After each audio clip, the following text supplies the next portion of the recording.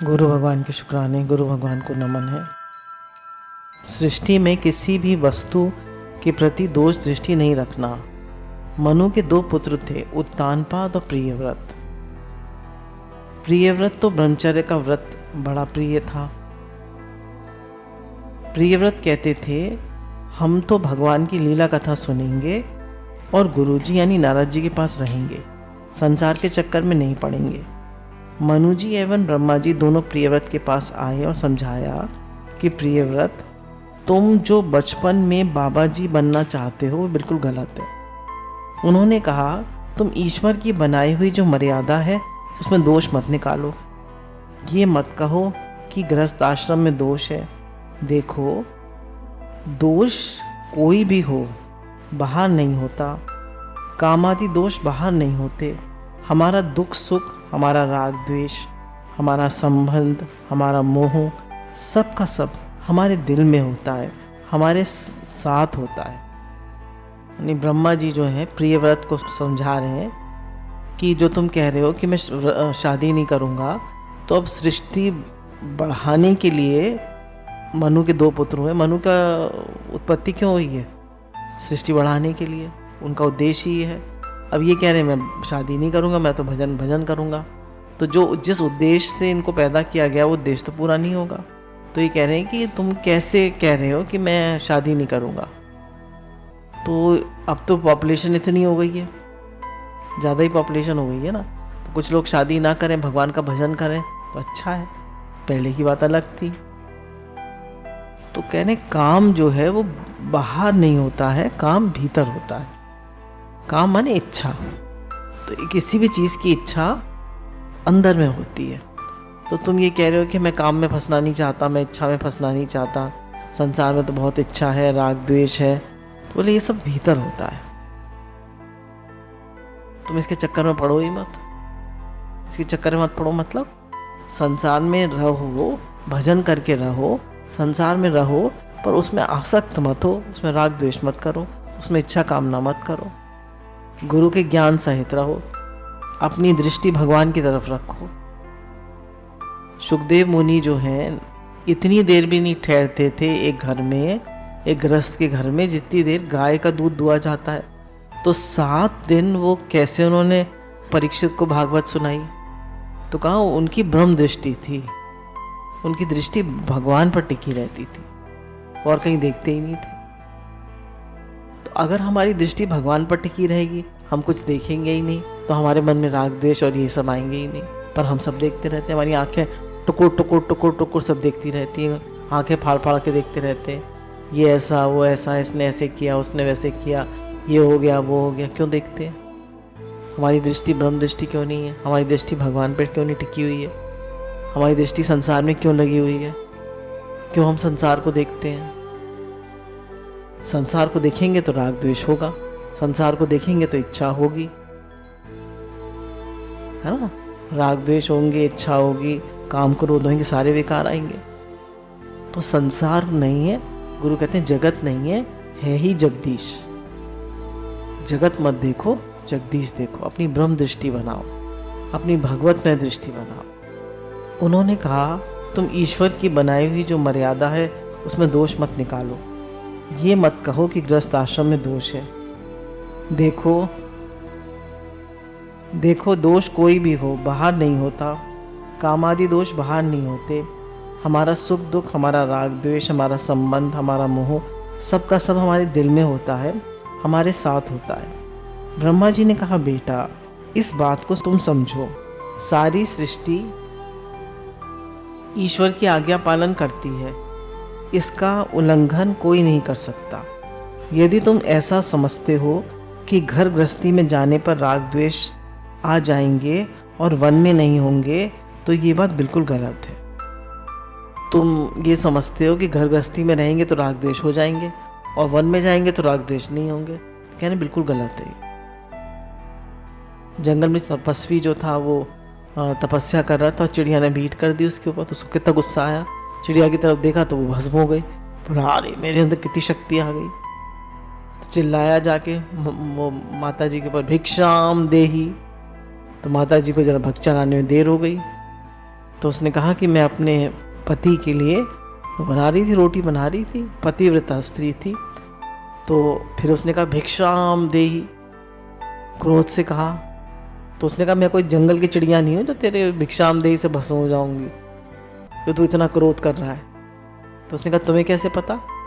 बोला मैं अपने गृहस्थ आश्रम का पालन करती हूँ और ठीक ठीक पालन करती हूँ, निष्ठा से पालन करती हूँ, इसलिए मेरे अंदर वो शक्ति आ गई।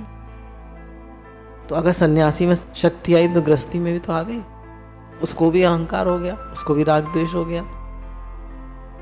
तो ये कहीं नहीं है कि गृहस्थ में राग द्वेष होगा और सन्यास में नहीं होगा, कहीं भी हो सकता है। यदि मनुष्य प्रमाद करे तो वन में भी उसको प्रमाद करने का स्थान मिलता है।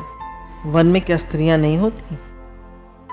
कह रहे जंगल में भी एक से एक सुंदर स्त्रियां आ जाती हैं, गांव की स्त्रियां होती हैं, वन में पत्ते बीनने और क्या कहते हैं लकड़ी बीनने आ जाती हैं, एक से एक सुंदर स्त्रियां होती हैं। जब जंगल में व्यक्ति जाता है तो भीतर जो दुश्मन है, काम क्रोध आदि बैठे हैं, उनको साथ लेकर ही जाता है। जहाँ जाइएगा हमें पाइएगा। तो जो अंदर में काम क्रोध लोभ मोह है वो तो साथ में ही रहते हैं ना, वो कहाँ जाएंगे? तो मनुष्य जहाँ भी जाता है उन्हें साथ लेकर ही जाता है। तो ये सोचना कि भैया हम अगर घर गृहस्थी में रहेंगे तो हमारा भजन नहीं होगा और हम काम क्रोध में और संसार में फंसेंगे, ऐसा नहीं है। आप जहाँ रहेंगे वहीं आप फंस जाएंगे। अगर आपके अंदर में काम क्रोध लोभ मोह है तो यदि मनुष्य आत्मरत है, जीत इंद्रिय है, समझदार है, तो घर में रहने में उसका क्या नुकसान हो सकता है? अब ब्रह्मा जी समझा रहे हैं।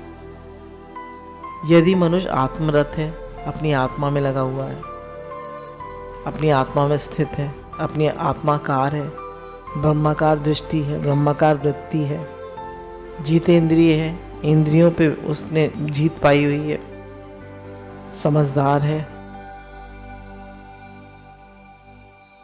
तो घर में रहने में क्या नुकसान हो सकता है?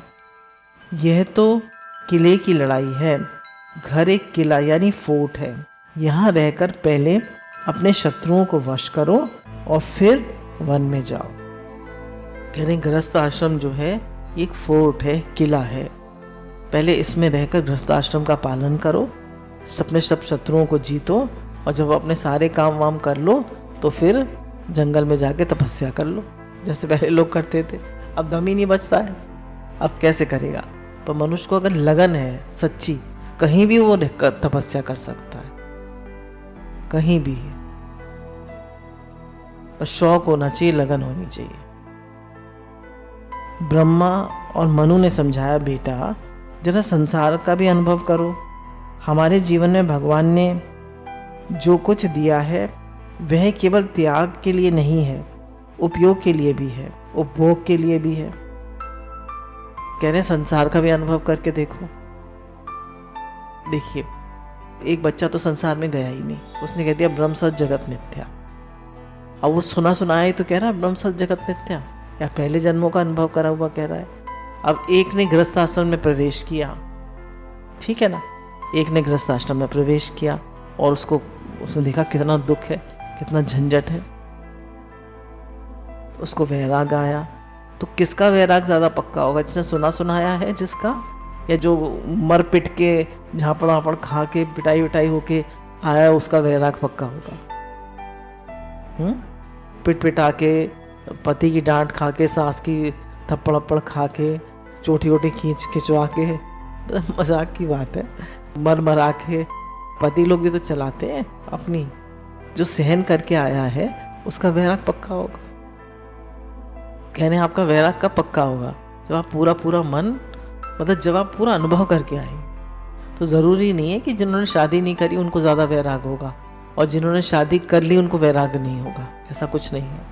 ये तो अपने अपने शौक की बात है, अपनी अपनी लगन की बात है। आपको कहीं पे भी वैराग हो सकता है।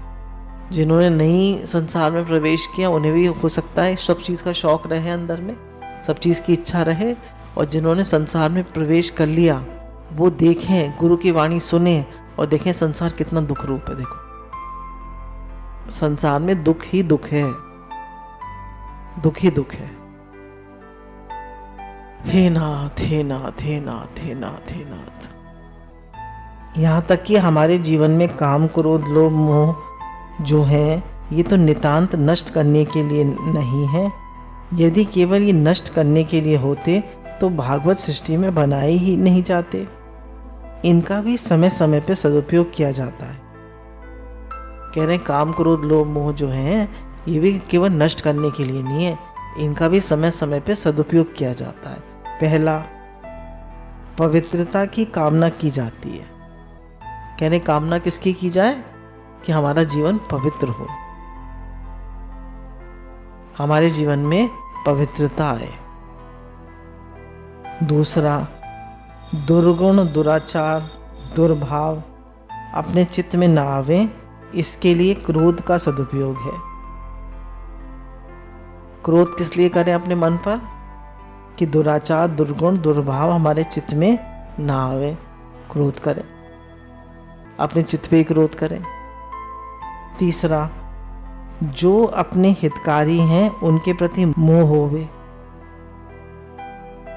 जो हमारे हित में लगे हुए हैं, जैसे गुरुजन हैं और संत महात्मा हैं, भक्त हैं, जो हमारे हित में लगे हुए हैं, तो कह रहे उनसे मोह हो। और सद्गुणों को धारण करने के लिए थोड़ा अहम होवे, लोभ होवे। कह रहे सद्गुणों को धारण करने के लिए, जैसे सद्गुण क्या है? भगवान के भजन में मन लगे, भगवान से प्रेम हो, अनन्य भक्ति हो, हमेशा देने का भाव हो, आलस प्रमाद ना हो, जीवन में हर समय जागरूकता बनी रहे। कहने सद्गुण धारण करने के लिए अहम भाव और लोभ होवे। इस तरह जितने भी भाव हैं भगवत सृष्टि में, इन सभी का सदुपयोग करना इष्ट है। ऐसी कोई भी वस्तु नहीं है जो समय विशेष पर, स्थान विशेष पर, व्यक्ति विशेष के लिए उपयोगी और धर्म ना हो जाए। यानी कोई ऐसी वस्तु नहीं है संसार में जो कि समय विशेष पाकर उपयोगी ना हो। हर चीज़ का समय समय पर उपयोग है। कहने का अभिप्राय यह है कि ईश्वर की सृष्टि में किसी भी वस्तु के प्रति दोष दृष्टि नहीं रखना, उसका ठीक ठीक उपयोग देखना हो सकता है। वह तुम्हारे लिए न हो, किसी दूसरे के लिए हो, इसमें कोई बात नहीं। कहने जितनी भी चीज़ें भगवान ने सृष्टि में बनाई है, कोई चीज़ खराब नहीं है। हो सकता है वो चीज़ तुम्हारे लिए ना हो, किसी दूसरे के लिए हो, पर ऐसे नहीं कहना चाहिए ये चीज़ बहुत खराब है। हर एक चीज़ का अपने अपने उस पर सदुपयोग है। तो इसलिए किसी भी चीज़ को खराब कहने का हमें कोई अधिकार नहीं। ब्रह्मा जी और मनु जी के समझाने पर प्रियव्रत मान गए, घर लौटाए, विवाह किया और सारी पृथ्वी का राज्य किया। कहने मनु जी और ब्रह्मा जी के पीछे पड़ने पर प्रियव्रत लौट आए, शादी कर ली और फिर पूरी सृष्टि का राज्य किया। उत्तानपाद के तो बेटे थे ही ध्रुव, हम जानते ही हैं, और प्रियव्रत की आपने कथा सुनी। गुरु भगवान के शुक्राने।